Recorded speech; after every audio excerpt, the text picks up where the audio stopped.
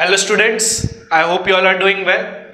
आज की क्लास में हम एक इंपॉर्टेंट टॉपिक को डिस्कस करेंगे जो कि है कोऑर्डिनेट ज्योमेट्री। इसमें आप ग्राफ बनाना, ग्राफ पे जो भी पॉइंट्स को प्लॉट करते हैं, क्वाड्रेंट्स वगैरह, इन चीजों को सीखेंगे। So let's begin. I am your online tutor Maruti Nandan Jha from modulus.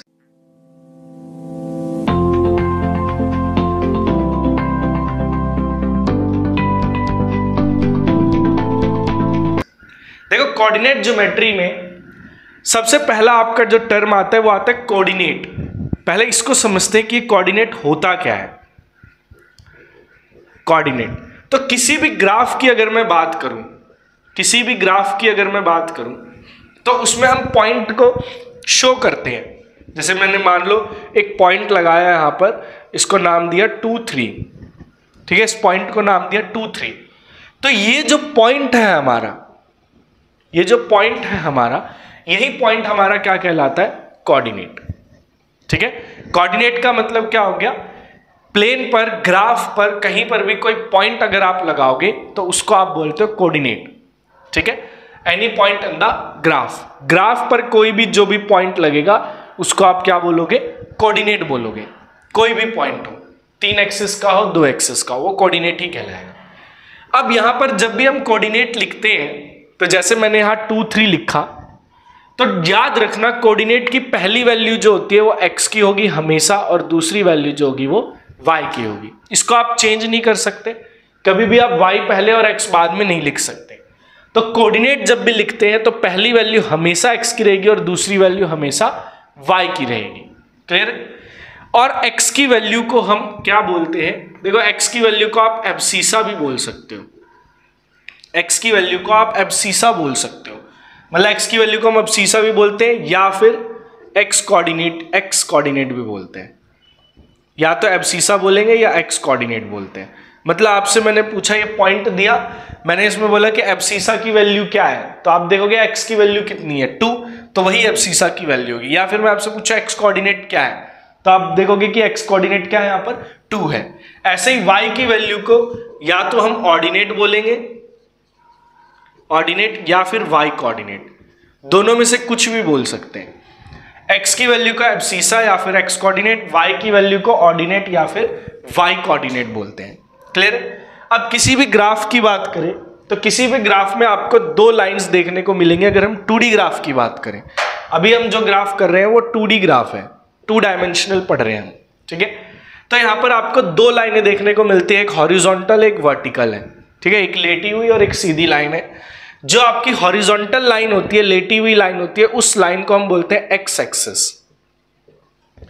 उस लाइन को हम बोलते हैं एक्स एक्सिस। ठीक है, और जो आपकी वर्टिकल लाइन होती है, सीधी वाली, उस लाइन को हम बोलते हैं वाई एक्सिस। मतलब एक्स की जितनी भी वैल्यू रहेगी वो इस लाइन पर रहेगी, और वाई की जितनी भी वैल्यू रहेगी वो इस लाइन पर रहेगी। क्लियर? तो एक्स की वैल्यू में देखो, और यहां पर देखो, जो भी पॉइंट है, लाइन है ग्राफ में, वो लाइन एक दूसरे को कहीं ना कहीं पॉइंट पर कट करेंगे। जहां पर ये दोनों इंटरसेक्ट करते हैं, एक्स एक्सिस और वाई एक्सिस जहां पर एक दूसरे को कट करते हैं, उस पॉइंट को हम बोलते हैं ओरिजिन। उस पॉइंट को हम बोलते हैं ओरिजिन। ओरिजिन का जो कोऑर्डिनेट होगा वो हमेशा आपका 0 0 रहता है। मतलब यहां पर x भी 0 होगा और y भी 0 होगा। इस पॉइंट को हम बोलते हैं ओरिजिन। अब इधर की साइड आपकी सारी पॉजिटिव वैल्यू रहती है, तो इसीलिए इधर वाली जो वैल्यू होगी वो पॉजिटिव x रहेगी। इधर की जितनी भी वैल्यू रहेगी वो सारी नेगेटिव x में रहेगी, माइनस में रहेगी।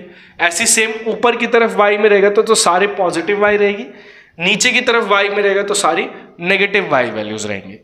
क्लियर है? इधर पॉजिटिव x, ऊपर पॉजिटिव y, इधर -x, इधर -y, ऐसे वैल्यूज आपके हमेशा देखने को मिलेंगी। क्लियर है? तो ये बेसिक सा हमारा हो गया। अब ये भी याद, चलो क्वाड्रेंट की बात तो बाद में करते हैं, पहले इतना ही समझ लेते हैं कि x के वैल्यू को, मतलब कोऑर्डिनेट क्या हो गया, x और y की जो वैल्यूज है दोनों का अगर हम पेयर बना दे वो कोऑर्डिनेट कहलाएगा। x की वैल्यू को हम एब्सिसा और x कोऑर्डिनेट, y की वैल्यू को ऑर्डिनेट और y कोऑर्डिनेट बोल सकते हैं। और जहां पर ये x एक्सिस और y एक्सिस एक दूसरे को कट करते हैं, उस पॉइंट को हम ऑरिजिन बोलते हैं। ऑरिजिन की वैल्यू हमेशा 0 0 रहती है। अब पॉइंट को प्लॉट करने की बात करते हैं। जैसे आपको क्वेश्चन में मिलेगा प्लॉट 1 2, प्लॉट -2 3, प्लॉट 30, प्लॉट 4-1, ऐसे कुछ भी नंबर आपको दिया जा सकता है।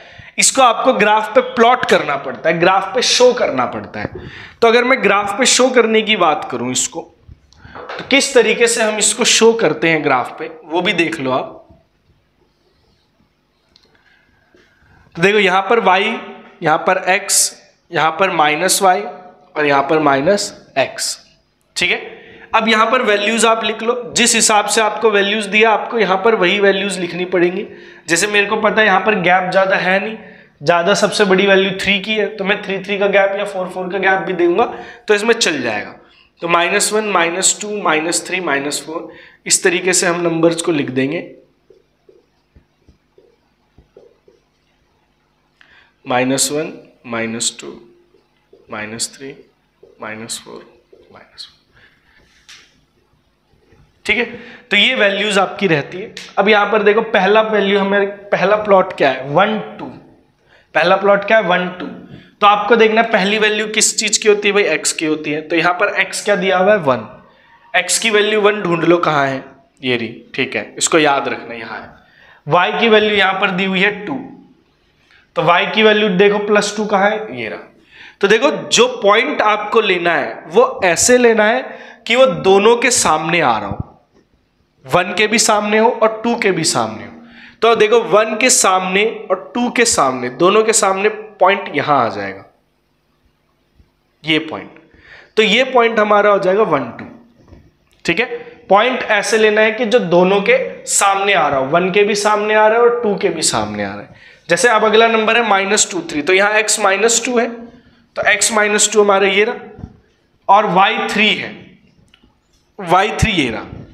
अब दोनों के सामने आना चाहिए, तो इधर से ऊपर लाइन ड्रॉ करोगे, इधर से यहां लाइन ड्रॉ करोगे, तो यहां आपको पॉइंट दिख जाएगा। तो ये वाला पॉइंट आपका है -2 और 3, ठीक है। ये वैल्यू इसकी आ गई। ऐसी 3, 0, जब भी 0 आ जाए ना, यहां पर y की वैल्यू 0 है तो हम इसको देखेंगे ही नहीं, अब इससे हमारा कोई मतलब ही नहीं है, 0 वाले को हटा दो।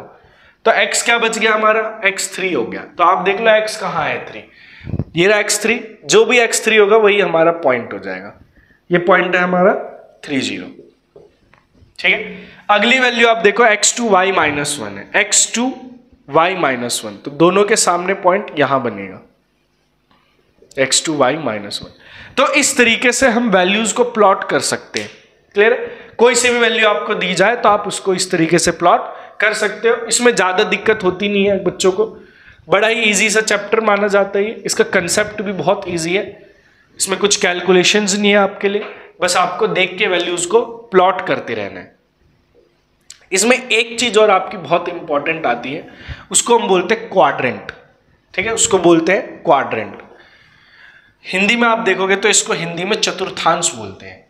क्वाड्रेंट की बात अभी हम कर रहे हैं, क्वाड्रेंट, या फिर हिंदी में देखोगे तो इसको बोलते हैं चतुर्थांश, चतुर्थांश। क्लियर? अब देखो क्वाड्रेंट जो है, क्वाड्रेंट का होता है मतलब कि जो हमारा ग्राफ है वो कितने पार्ट में बटा हुआ है। तो यहां पर हमें साफ दिख रहा है कि हमारा ग्राफ 4 पार्ट में बटा हुआ है, 4 पार्ट में हमारा ग्राफ पूरा बटा हुआ है।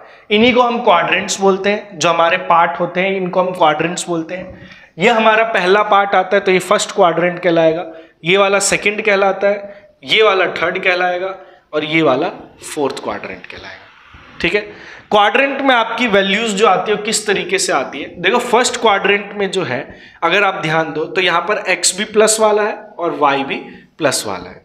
तो यहाँ पर मतलब सारी कौन सी वैल्यूज आएंगी, जो दोनों पॉजिटिव होंगी। जैसे अभी हमने ले लिया 2, 3, तो आप यहां ध्यान दो कि x भी पॉजिटिव है और y भी पॉजिटिव है। तो x y अगर दोनों पॉजिटिव है तो 2, 3 हमारा किस क्वाड्रेंट में आ जाएगा, फर्स्ट क्वाड्रेंट में आ जाएगा। क्लियर है? अब सेकंड क्वाड्रेंट की बात करें तो सेकंड क्वाड्रेंट में अगर आप देखो तो यहां पर आपका x क्या है, नेगेटिव, और y क्या है, पॉजिटिव। तो मतलब यहां पर वो वैल्यूज आएंगी जो नेगेटिव और पॉजिटिव में होंगी। जैसे मैं अगर वैल्यू ले लूं -2, 3, तो यहां पर आप देखो x नेगेटिव है और y पॉजिटिव है। अगर x नेगेटिव है और y पॉजिटिव है तो इसका मतलब ये कौन से क्वाड्रेंट में आ जाएगा, सेकंड क्वाड्रेंट में आ जाएगा।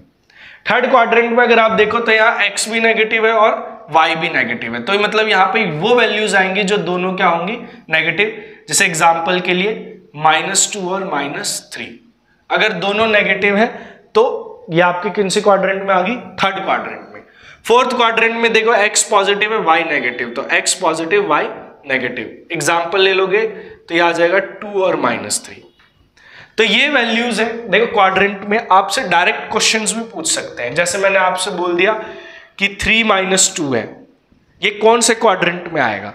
तो आप अब ग्राफ बना के चेक तो नहीं करोगे, तो आपको यही ध्यान रखना है कि देखो x पॉजिटिव और y नेगेटिव है, तो आप देख लो किस में x पॉजिटिव y नेगेटिव, ये रहा। तो ये आपका फोर्थ क्वाड्रेंट में आ रहा है, तो मेरे को इसको ग्राफ बनाने की जरूरत नहीं है, डायरेक्ट मैं लिख दूंगा ये फोर्थ क्वाड्रेंट में, x हमारा फोर्थ क्वाड्रेंट में। ऐसे आपसे कुछ भी वैल्यू पूछ सकते हैं। मान लो अगर पूछ लेता -3 बताओ किस क्वाड्रेंट में, तो x - y पॉजिटिव लोगे तो देखो सेकंड क्वाड्रेंट में ही लाई कर रहा है, सेकंड क्वाड्रेंट में लाई कर रहा है, ठीक है। और एक तरीके के और इसमें क्वेश्चन आते हैं, जैसे 0 3 या 3 0 आपसे पूछ लेते हैं। तो याद रखना अगर कोई एक भी वैल्यू 0 हो गई तो एक क्वाड्रेंट में लाई नहीं करेगा, फिर ये एक्सिस पे लाई करेगा। जैसे यहां x 0 है तो 0 वालों को तो देखना ही नहीं है, तो y क्या आ गया 3, मतलब ये पॉइंट हमारा y एक्सिस पे लाई करेगा। और अगर यहां पर y ये 0 है तो इसको हटा दो, बची किसकी वैल्यू x की, तो इसका मतलब ये हमारा x एक्सिस पे लाई करेगा। तो इस तरीके से आपसे कोई सा भी क्वेश्चन ग्राफ से रिलेटेड पूछ सकते हैं। आप प्रैक्टिस करो इसकी, पहले इसको जो आपको आज कराया उसको नोट जरूर कर लेना ताकि आप भूलो ना। और प्रैक्टिस के लिए आप क्लास 9th NCERT का चैप्टर 3 करो पूरा, बहुत इजी चैप्टर है, पूरा करोगे तो आपको 5 से 10 मिनट में बोल रहा हूं मैक्सिमम लगेगा, और आप इस चैप्टर को बना भी दोगे। 3 एक्सरसाइज है, तीनों कर दोगे आराम से। तो आप इसकी प्रैक्टिस करो, तीनों एक्सरसाइज को करके आओ, और कुछ डाउट आता है तो आप कमेंट बॉक्स में पूछो। तो हम मिलते हैं अपनी नेक्स्ट क्लास में।